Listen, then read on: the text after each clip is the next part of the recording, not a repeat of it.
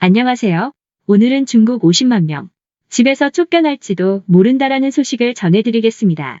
지난 3일 중국 광둥성 광저우의 한 아파트 18층에서 취준생이 투신해 사망했습니다.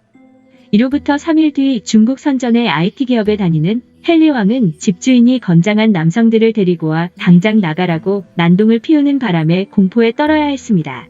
세입자들은 1년치 월세를 미리 냈는데 집주인은 이를 받지 못해 벌어진 일이었습니다.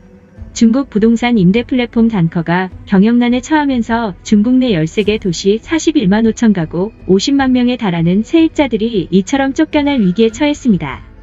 2015년 설립된 단커는 집주인에게 집을 빌린 뒤 인테리어 공사를 새로 해주고 이를 여러 명에게 임대하는 등의 방식으로 사업을 해왔습니다.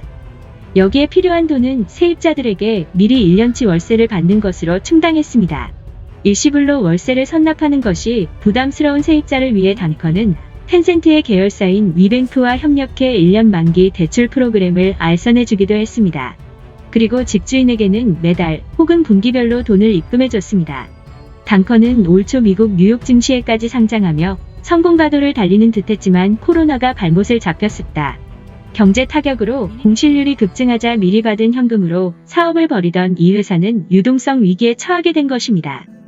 광저우에 사는 직장인 류웨이는 SCMP에 내가 아는 사람 중 10여 명 이상이 단커 때문에 똑같이 고통받고 있다고 말했습니다.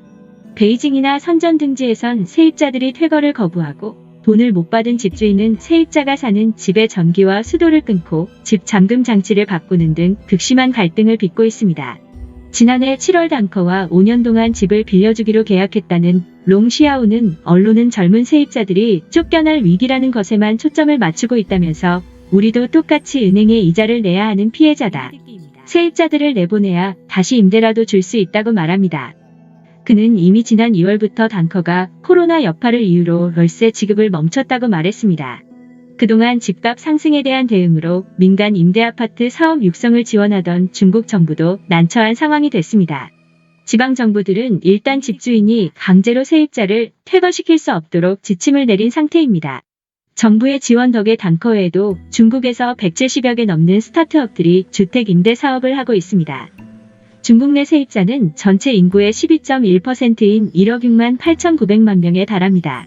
자칫 중국의 임대아파트 시장이 한순간에 붕괴될 수 있습니다. 오늘의 추천 영상은 중국 불법 조업 북한 해역에서 4억 달러 수익입니다. 감사합니다.